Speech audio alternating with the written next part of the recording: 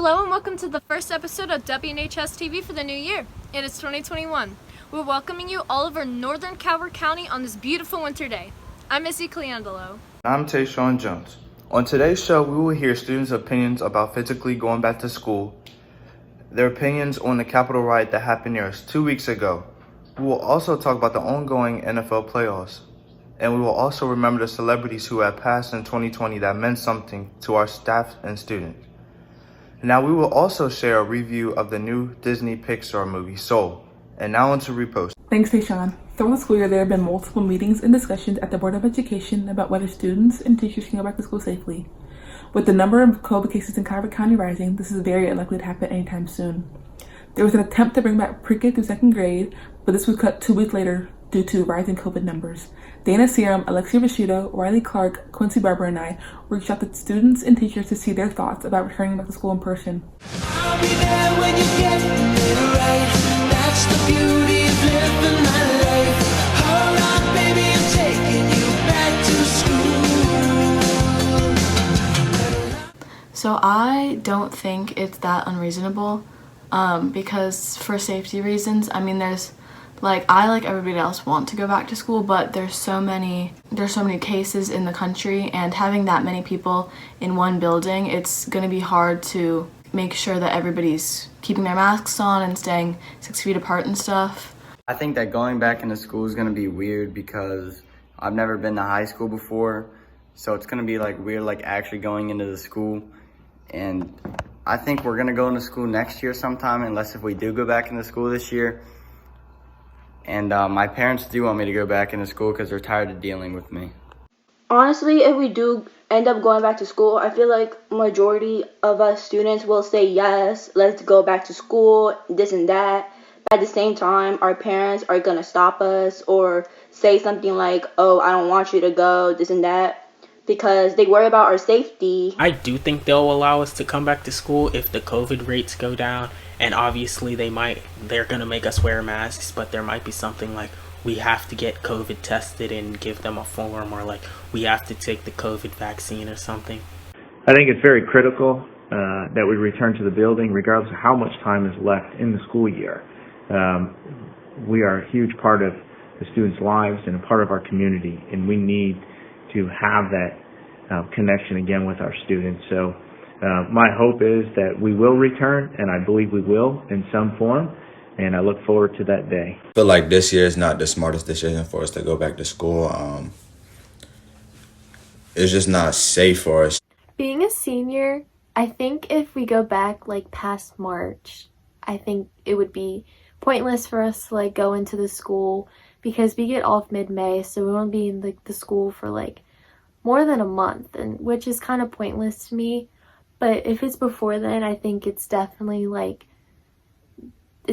useful, because I know there is a lot of people that would rather be in school right now than staring at a computer screen, and I'm one of those people. I think that it is completely necessary for us to stay at home during this time, because in the past weeks I've seen emails saying that 100% virtual students have contracted COVID, and if we were in the building, that would spread very easily. So us being at home right now is just the best thing to do. Okay, what are my thoughts on going back to school? I think going back to school would be great. The social aspect of it, being able to see everyone. As far as actual education goes, I think it would be a plus for that too. Because online school, you're in a home environment, which is really suited towards relaxation and not really doing anything. I just feel like being in a school environment would be better for everybody.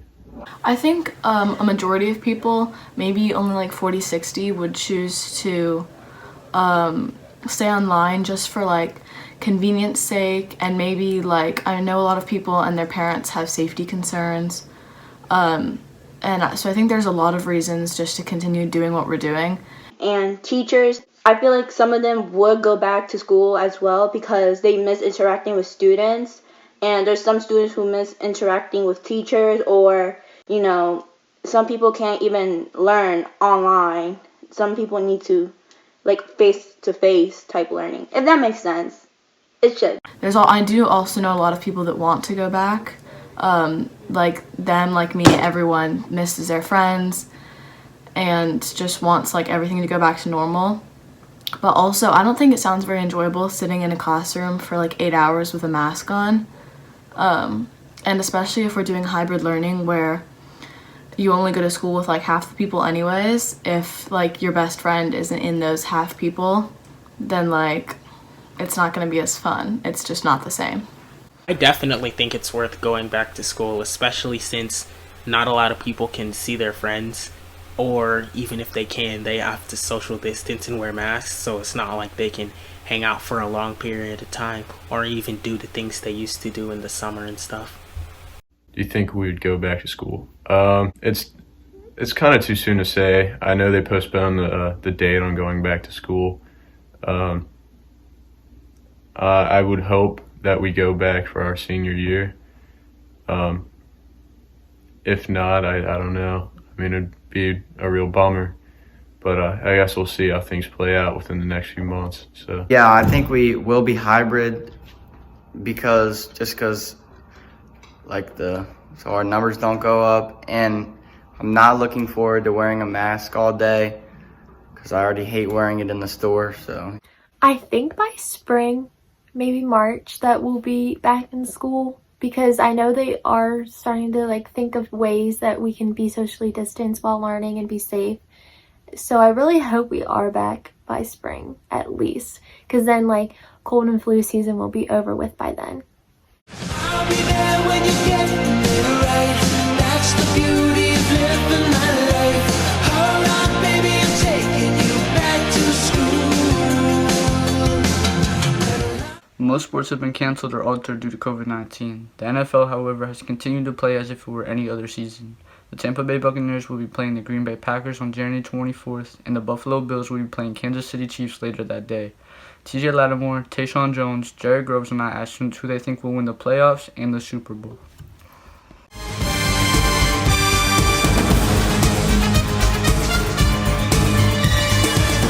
It's Eric Smith, 10th grade, Northern. Anyway, I think the Chiefs going to win this Super Bowl because of Mahomes, Tyreek Hill, Travis. You know, they're just tough. You know what I'm saying? Best offense in the game. I mean, who's going to stop them? I mean, their defense ain't all that, but Tyron get the job done. So, yeah. Saints to the bowl. Go Saints. All right. So, basically, I know who's going to win the Super Bowl and who's going. All right, so in the NFC, the Saints are going. In the AFC, the Chiefs are going. It's going to be like a really close game, but the Chiefs are going to win. Like, trust me, the Chiefs going.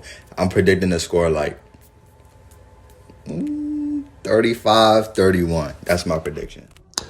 I think the Super Bowl this year will be the Packers versus the Chiefs, because the NFL is a quarterback-driven league, very lax rules and very tight on defense is what they can and can't do. So I think the two best quarterbacks will get their team there. My prediction is that the Chiefs win because their offense is one of the most creative and innovative offenses in the NFL. They do a lot of things that you're going to see high school and college teams do. They don't stick to the standard West Coast offense. They throw in some wrinkles and stuff like that. So I think Andy Reid, Eric Bieniemy, Mahomes, and the Chiefs will take it.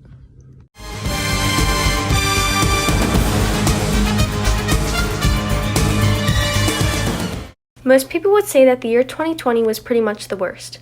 One thing that made the year even more painful were the beloved celebrities who passed. Betsy Schleihuber, Jackson Blake, Layla Townsend, Olivia Lee, and I talked to some of the fans of the deceased celebrities about how their legacies will live on and their impact on the world. It's been a long day without you, my friend, and I'll tell you all about it when I see you again.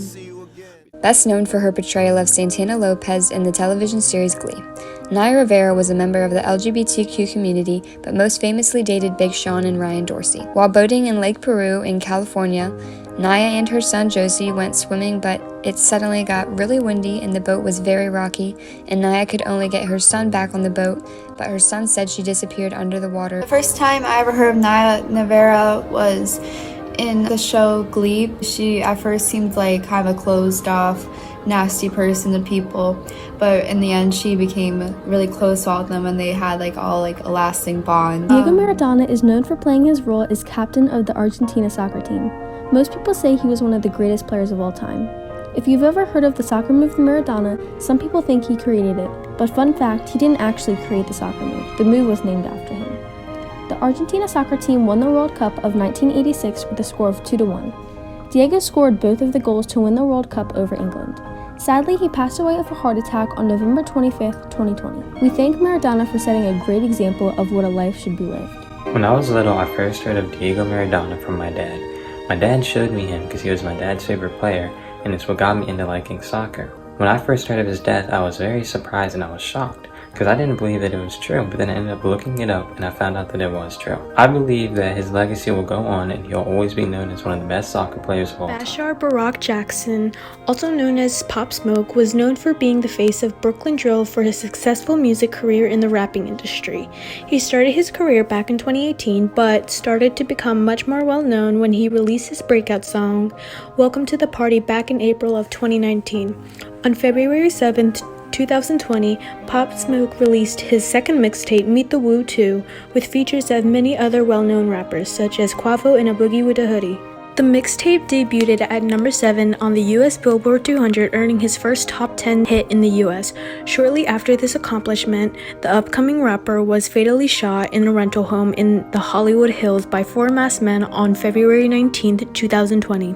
This came as a shocking news to everyone, seeing how successful he was at the age of 20. Although his life was cut short, this did not stop his legacy to be continued. On July 3, 2020, the album Shoot for the Stars, Aim for the Moon was released with many songs and singles used during the George Floyd protest in New York City as a symbol of resistance. He made an impact on thousands of people with his music in such a short period of time.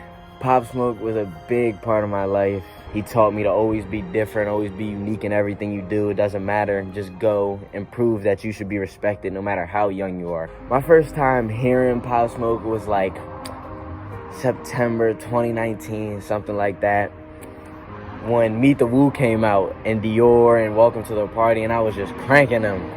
All them bummed. I was cranking them for a long time. When he died, I really couldn't believe it. Like, I was just checking everywhere. I was like, yo, there's no way. Like, I was so sad. I was like, yo, he's really gone. His legacy will be that he was always different. He didn't care. He was good at acting. He was good at dancing. He could sing. He could freestyle. He was so multi-talented. He had so much confidence in himself. You just knew, oh, Pop Smoke's in the room when he walked in. Chadwick Boseman was an actor and an icon. Best known for his role as the Black Panther, Boseman left an impact on everyone of all ages. He taught young kids that superheroes aren't just white and that they can be any color. But Boseman kept his colon cancer a secret from everyone for his entire career, and unfortunately succumbed to the disease on August 28, 2020. It is argued that Boseman changed the film community and industry forever with his enormous talent and large heart. His other popular movie roles are Jackie Robinson in 42 and Levy in Ma Rainey's Black Bottom, which came out in December, way after his death. He will probably be missed the most, as he left a permanent touch on the world of film and Black excellence. It's been a long day without you, my friend, and I'll tell you all about it when I see you again. One good thing to come out of 2020 was the Pixar movie Soul. The film's production started in 2016 and is the first Pixar film to feature an African American as the main character. It was finally released on Disney Plus on Christmas Day and has a 95% rating on Rotten Tomatoes. Angelina Sutton is here with our review. Say it's alright. Say it's alright. It's alright. Have a good time, 'cause it's alright. Oh, it's alright. Pixar's latest release on Disney Plus, Soul, came out during this holiday break for families to enjoy at home. The story follows Jamie Foxx's Joe Gardner, a middle-aged man still in the midst of his jazz career pursuit, and Tina Fey is 22, a soul who is yet to experience life on Earth. Joe teaches middle school band, but has always had a great love for music and is willing to do whatever it takes to get to the next level, despite his mother's concerns that he'll never be able to make it in the world of jazz. When Joe gets a call from one of his old band students, he gets the opportunity to audition and perform with Dorothea Williams, a legendary saxophone player. When Joe gets a call from one of his old band students, he gets the opportunity to audition and perform with Dorothea Williams, a legendary saxophone player. Impressed by his piano skills, Dorothea gives him a chance to perform with her band. The plot of the movie changes when Joe finds himself on another realm in a very quick accident that happens when he's walking the streets of New York City. Joe finds himself in a waiting room in an astral plane in a non-conforming astral body, entirely confused. Given he was just given the opportunity of a lifetime, he isn't going to let death stop him from getting his big break. We watch Joe try to cheat death, and he stumbles across another realm known as the Great Before, where unborn souls are prepared for their life on Earth. As a way to get back on Earth to perform his gig, Joe decides to become a counselor and help an unborn soul find their spark. When he's paired up with the unteachable soul called 22, he comes to realize that getting back to Earth might be harder than he thought. Soul examines themes of spirituality while not conforming to any particular religion or belief. They allude to the concept of life after death with the great beyond. Soul also features concept of astral projection, with the side character Moonwind voiced by Graham Norton, who travels the astral plane while still alive on Earth. Soul introduces a lot of wild concepts, but those who are interested in the nature of the universe will easily recognize that Pixar is exploring the possibilities. In the first week of its release, Soul caused some controversy on Twitter regarding if it accurately represents the African American community. It has also been called a blatant ripoff of NBC's The Good Place because they share a lot of the same themes and character dynamics. Still, Pixar's Soul has sparked a lot of conversation and a lot of joy in its release. We give Soul a B+. I'm Angelina Sutton. Say it's alright. Say it's alright. It's alright. Have a good time. 'Cause it's alright. Oh, it's alright. And that's it for this week's show. Patriots is almost the end of the second quarter and the beginning of the second semester. Also, turn in all your assignments and be prepared for any second semester classes you are planning to take. And underclassmen, start thinking about what classes you might want to take next year. I'm Izzy Cleandolo. We know at WNHS we talked about 2020 a lot in the show, but that doesn't mean you should dwell in the past. Make 2021 a great year, not only for yourself, but for the people around you as well. And remember to follow Northern Journalism at NHS Patriot Press to stay updated on all things NHS.